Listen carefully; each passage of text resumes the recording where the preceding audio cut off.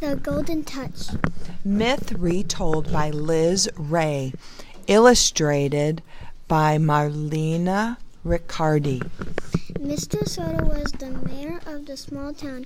He had a nice house on the main street. He had a daughter, Eva, whom he loved. Eva played in the garden every day. Mr. Soto was not happy, though. He wanted to be rich. One day a visitor came to Mr. Soto's gate. "I've been walking for many days," said the visitor. "May I rest here?" "Yes," said Mr. Soto. "Stay as long as you like." "Thank you," said the visitor. "I grant you one wish because you are kind." "I want everything I touch to turn to gold," said Mr. Soto. "Very well," said the visitor. The next day, Mr. Soto's alarm clock rang. He turned it off, and the clock turned to gold. "I'm rich!" exclaimed Mr. Soto. He jumped out of bed. "I have the golden touch." Mr. Soto touched everything. His brush, books, and doors all turned to gold. Mr. Soto turned on the faucet to wash. The water turned to solid gold drops when it touched his hands. "I can't wash with this," said Mr. Soto. He tried to get dressed, but his clothes turned to gold when he touched them. Mr.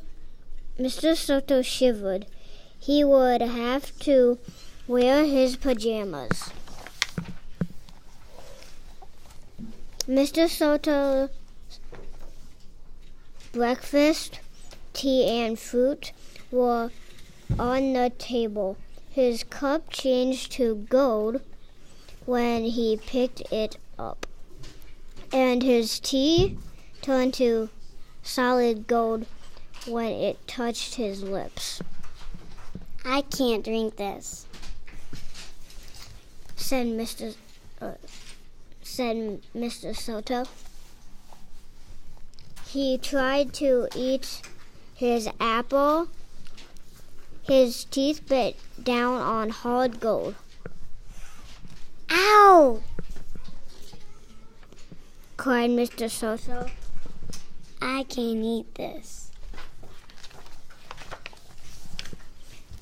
Mr. Soto was hungry and thirsty. He went out into the garden. "I'll pick some flowers for Eva," he thought, but every flower he touched turned to gold. Eva ran into the garden. She saw the golden flowers. "Oh, Papa, the flowers are ruined," she said. She began to cry. "Don't cry," Mr. Soto said. He gave Eva a hug. Golden tears froze on her golden face. His daughter had turned to gold. "This is terrible," cried Mr. Soto. "What shall I do?" Just then the visitor came by again. "Please take back my wish," begged Mr. Soto. "I've learned my lesson." The visitor smiled and clapped his hands. Then he was gone. "Papa," Eva called.